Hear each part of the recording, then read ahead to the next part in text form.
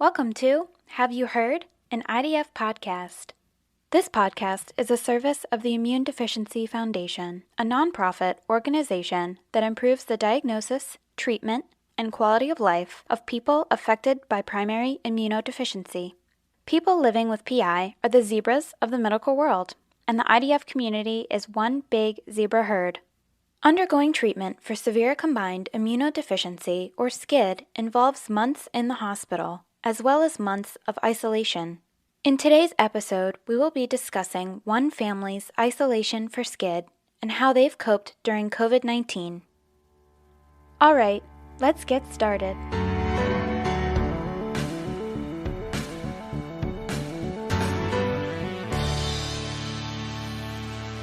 Hi everyone, welcome to this episode, How One Family Navigates Isolation for SCID During COVID, part of the SCID Compass series. My name is Karen Rohr and I'm a communications manager at IDF. I'm pleased to join you today as your guest host. After a severe combined immunodeficiency or SCID diagnosis, many families decide that their child will undergo treatment. Throughout the treatment journey, isolation is practiced to limit the number of germs and bacteria that could harm the child. This isolation can last months in the hospital and continues into the home for recovery. Today, we will be speaking with Rachel Homer about how her family navigated isolation, especially during the pandemic. Rachel is mom to 2-year-old Lamiria Gishi. Doctors diagnosed Lamiria with Artemis SCID through newborn screening shortly after her birth on July the 20th, 2019. In October 2019, Lamiria received gene therapy at the University of California, San Francisco Medical Center, more than 800 miles away from her home on the Navajo Nation Reservation in Arizona. Rachel cared for Lamiria by herself at the hospital and then in patient family housing. Mother and daughter were away from home for 9 months during treatment and recovery. Finally, in March 2020, with Lamiria building a strong immune system as a result of the gene therapy and the pandemic looming, doctors allowed Rachel to take Lamiria home. We asked Rachel if she would tell us about her story of coping with the isolation both in the hospital setting and once she returned home. Hello, Rachel, and welcome. We're excited to have you here today to talk to you about your experiences coping with isolation as your daughter went through SCID diagnosis, treatment, and recovery. Hi, Karen. Thank you for having me. I'm excited to share our story. Thank you, Rachel. First off, can you describe how you learned about Lamiria's diagnosis and the emotions and thoughts you experienced when the doctors told you that she had SCID? So, with Lymaria's diagnosis, she was diagnosed through the newborn screening. She was about 5 days old, and the emotions that I had were I was scared. I felt like I just lost. It was something new, something we know nothing about. It was really fairly new to us, and it was a scary time. I'm sure that it was. Can you tell me, what did the doctors share with you about the importance of isolation? Because that's a whole separate component to the SCID diagnosis. Yeah, with the isolation, they told us that anything she could catch could actually harm her, and that going through treatment with or having an infection would make it a lot difficult. So the isolation was probably a big part of keeping her safe, keeping her away from any bacteria or any germs. Right. So I think you were first admitted at the hospital in Tuba City and then at the Phoenix Hospital. Um, Tell me about the experiences with isolation in those two hospitals. Were they the same? Were they different? So the two hospitals that we were admitted to, Tuba City was actually different from Phoenix. In Tuba City Hospital, they told us limited visitors. And my son, I have a 4-year-old, he was actually not allowed into the room in Tuba City. So when we transferred to Phoenix, I was surprised that he was able to come into the room with his sister. We also had her father come in. But it was two different types of isolations from Tuba City and Phoenix. Did they have to wear any kind of protective equipment, masks or anything when they went into the room to visit her in Phoenix? So in Phoenix, no, all we had to do was scrub our hands up our arms for about 2 minutes. But in Tuba City, they had the full gown, the gowns that they put on, Mm-hmm. and they had to have the mask, the gloves. You had to scrub for 2 minutes, so it was very different. Okay. Um, did your family understand about the isolation needs? Did they understand the, importance of isolation for Lemuria? Was it difficult for you to explain that to them? Yes, my mom is a big part of my family, and so she didn't really understand, okay, she needs to be by herself. We need to be in a room basically alone. And I think my mom had a hard time wrapping that around her mind until I finally broke it down. Okay, mom, she can easily catch this, she can easily catch that. So we need to wash our hands, keep our mask on. And it was very difficult because it is her first grandchild, her daughter, the girl, Mm-hmm. our, our granddaughter. My son is the grandson and she's the granddaughter. So it's her first granddaughter and she wants to hold and hug and love. And it's like, Mom, we can't do that. Yeah. So, how long was Lemuria in Arizona before doctors transferred her to California? And can you explain how they transferred her to the University of California, San Francisco Medical Center? So we were in Arizona for about 2 months and then we were transferred to UCSF. We were actually on a private plane or like a little medical plane, and she had to be monitored all the way in the plane, all the way over. So they had the heart monitor, the oxygen levels on her. We all wore our mask, and we had to take from the landing stop of the plane to the hospital. We actually took an ambulance. And so from there again, they had to monitor her heart, her breathing, all the things we needed to keep monitoring or making sure she was still safe. Mm-hmm. After Lemuria was admitted to UCSF Medical Center, was she in the bone marrow transplant unit immediately? Is that where she went? So when we arrived to UCSF, we were actually on the oncology side. Okay. We didn't move to the bone marrow transplant until the day before her bone marrow harvest. Okay. Okay. So tell me about the isolation measures they took at UCSF, as far as the rules on guests and bringing in outside objects like food and toys, blankets. And were there any restrictions that you had when you interacted with her? So with the precautions of isolation in UCSF, everything that came in her room, such as toys or blankets, the toys had to be wiped and sanitized. The blankets had to be either washed or dried for about 30 minutes on high to kill any bacteria that were even lingering on the clothing. So everything we had before we got to CSF, we had to wipe down and wash and make sure it was clean before it came in the room. Okay. And as far as bringing outside food, were you allowed to bring in outside food, or was there a certain protocol with bringing food into the room? So outside food was actually not allowed in the room. The only foods that were allowed in the room is what you ordered from the cafeteria. Okay. And as far as your interactions with her, could you pick her up and hold her and, interact with her whenever you wanted to? And when you did you have to wear certain protective equipment? Interacting with her, I was able to hold her, cuddle with her, play with her. No mask needed because I was basically in the room with her 24/7. But if you had like a slight cold, you were coming down with something, you would have to tell the nurses immediately, and they would help arrange for care for her.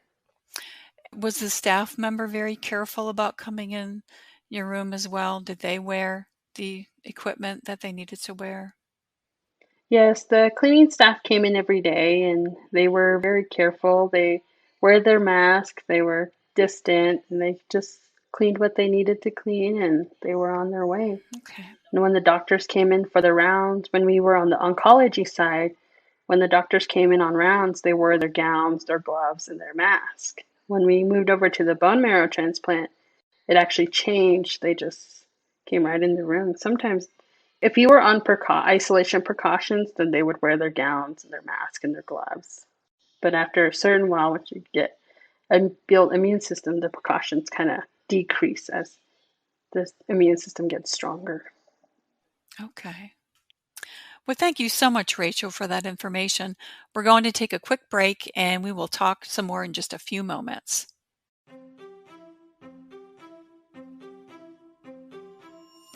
No matter where you are along your journey, IDF wants to help you manage living with primary immunodeficiency, or PI.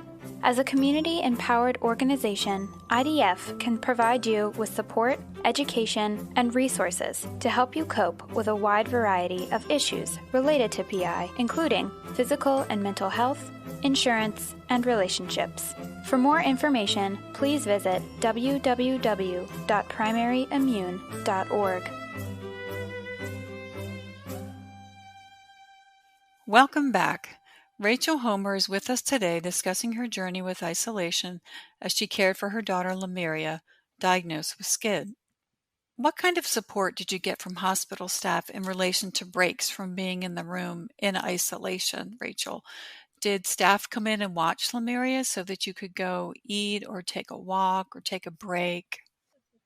So with the support of the staff, some of the nurses, when they weren't too busy, they would offer to come in and say, hey, I can hold her for about maybe 10, 20 minutes if you want to go get something to eat and come back. There was also ladies that come in, they're called cuddlers, and they would hold your baby for about 10, 20 minutes as well, and they would just enjoy the baby.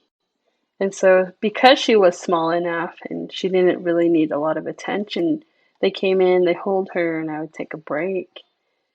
They did also have cameras in the room, and they offered, hey, we can turn on the cameras while she's asleep. And so there I got kind of an idea of how long her naps would be. So with the cameras being on, I was a little bit more comfortable that they would be able to see her, and I would try and get back before she was able to wake up. Okay, so it sounds like you may have gotten at least a daily break with support from the staff. Yes, at least 30, 10 minutes, even just because on the sixth floor, we stayed on the sixth floor, and they have like a little library area. And it wasn't too far from her room, it was just down the hallway. And there they have like a Keurig machine. You can make some tea, some coffee, just take a little breather, and that was really helpful, that library. From there you were able to take some supplies back too if you needed to like draw or get some Right. crafting done. Mm-hmm. So when you were in the room with Lemuria, tell me about the routine that you developed with her as far as nap time and tummy time and play time. Did you have a schedule? And did that kind of help with the isolation because it helped pass the time and kind of, keep you on a schedule? Yeah, so at Limeria, they have a mat in the room, and so we would do tummy time, sitting time, playing time, and every Friday there was always a bingo, a hospital-wide bingo, and we would play bingo, and all the kids win. So we were able to take our bingo cards down to the fifth floor and pick out a prize. And you were able to take the prize, the toy, whether it was within their age range of what type of toys they had. So you were able to take back something for them, and she really enjoyed that. No. They also have TV that had a lot of movies and TV shows, and so Limeria's favorite movie was Moana. Mm-hmm. Watch Moana every day. Oh, that is so sweet. So let's move on to the topic of how you coped emotionally with the isolation. You were by yourself with basically no family members visiting. I think you had some short visits, but you were pretty much by yourself. Tell me, what did you do to kind of find strength? And you did tell me that you had some interaction with your mom on a daily basis. Just describe how you got through your days. Yeah, so in the evening time, my mom would FaceTime me every day, sometimes even twice a day. She would call me, and my son actually got his own phone so I could call him whenever I wanted. because his dad would work during the day, and I would call him and he would sit on the phone with me for a while, and we would see sister, and he would say, "Hi, Mom," and it was it was really helpful to just be able to see him. Okay, so technology was extremely important Yes. in keeping you connected. Yeah. So once you were done in the hospital, when the doctor said that Lemuria was strong enough to move to patient family housing nearby, describe, the isolation in the, apartment. Was it as strict? Was it a little less? Tell me about that part. So once we were able to move to the family house, my family actually came and visit. So my mom, my husband, and my son, they actually all came out and visit. And so that was the first time my son got to see his sister. Oh, And she was so mesmerized by him. Like, she's like, "Who are you?" And she's lost in his face.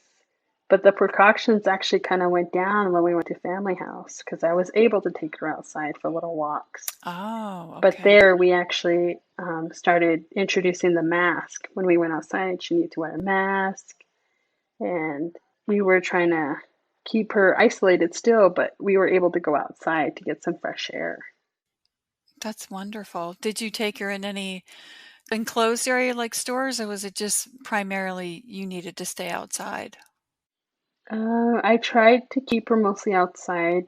I did have to walk to, there's a little Safeway down the street. And so when I needed to buy food, I would just take her with her stroller, put her mask on, and put like a rain cover over the stroller just to take her inside. Mm-hmm.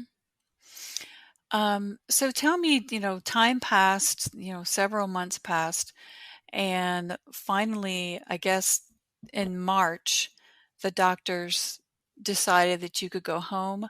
But tell me how that all of that transpired. Was it sort of a confluence of the fact that, you know, the pandemic was beginning and that Lemuria was doing better and stronger and her immune system was reconstituted? Tell me how, that came to be, and then about your journey home and how you dealt with isolation once you returned home. With COVID-19 on the rise, it was very difficult. It was a difficult decision to try and send her home or keep her, because either way, she was going to get exposed, whether it being at the family house and me going to the grocery store with her, or us being home and her dad going from home and work. And we were actually living with his parents at the time, and he has a nephew that was going to school as well. And so schools weren't closed, they were still open, and that was a risk of her catching it because he was coming and going from school. And so we were trying to figure a living situation where it would just be me and her again, but closer to home. Mhm. Mhm. What was your next step then when you were able to leave the hospital? I think you said that you stayed in a house that your aunt had. You stayed there for a little while. Yes, we stayed on the reservation at my aunt's house, literally in the middle of nowhere, where it was just me and Limeria again. And we'd stayed there for a couple of months, and we finally got there was new housings where my husband lives a lot closer. There was new housings coming up, and the doctors actually wrote us a letter to get us into a housing. So it would just be her father, me, and my son all in one house. So we weren't living with another family. Okay. And tell me, once the pandemic came, life changed for everyone. Did it help your family understand better the risk that germs to Lemuria in general? Like, did they finally say, "Oh, I think I understand a little bit better why you needed to be in isolation and why you needed to wear the mask"? Did that make any difference? Yes, so the COVID-19, it was a real eye opener for everybody on how quickly it could spread and how easily germs are spread. And so when we came into our new home, we didn't have any visitors.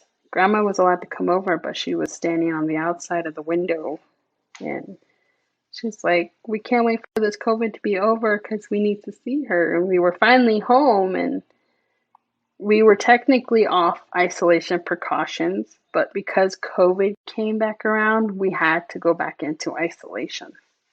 So we were supposed to be able to go outdoors to like the store, to the restaurants, but because COVID hit, it was like, nope, you're not allowed to do that. Mm-hmm. Mm-hmm. And you couldn't, Mary couldn't visit the rest of her family members. No. Tell me, has that changed at all? Have you been able to like lift some of those restrictions a little bit, or have they remained the same? We lifted a little bit because the Navajo Nation is really on the COVID-19. Everywhere you go on the Navajo Nation, you have to have your mask. You have to be masked anywhere you go. So with that being said, and the family is now aware of how easily everything can be spread, everybody wears their mask where they go. Everybody has the mask. Sometimes I have to take her to the babysitters. That's either grandma on my husband's side or my mom's side. Mm-hmm. They both know, okay, we need to clean everything before she comes over. Everything needs to be sanitized, and we have to make sure she's not putting things in her mouth. Right. She's a big person that loves to put things in her mouth. So Lemuria is now 2 years old. How is she doing, and how is her immune system doing? She is doing good. We have a visit in UCSF in October, and so we're hoping that this visit we get good news that she could start dead vaccines and then eventually move into her vaccines. But we're on that border of she's not there yet, but she's almost there. Right. So I'm curious what advice you would have for a newly diagnosed family that is being told that they have to be in isolation. What words of advice would you have for them to maybe help them get through it? I think the big thing is you're not alone. There's always, I know they say SCID is a rare disorder, but you're not alone. They say a lot of things are rare, but when you go to the hospital, you know you're not alone. There's a lot of families going through different things, but almost similar. And just keep yourself busy through the isolation, whether that be crafting, taking pictures, just find something to keep you busy. Okay, good. So some sort of hobby even, while you're there. Okay. All right, Rachel. Well, I just thank you so much for sharing your insight today. It's been a wonderful conversation. And thank you to our listeners for being with us today. The Have You Heard podcast is part of IDF's work to empower the PI community through advocacy, education, and research. Continue to share this information and join us for more podcast episodes in the future as we explore the topics that mean the most to you. Until then, all of us here at IDF want to wish you good health and strength. And remember, the IDF community is rare and powerful.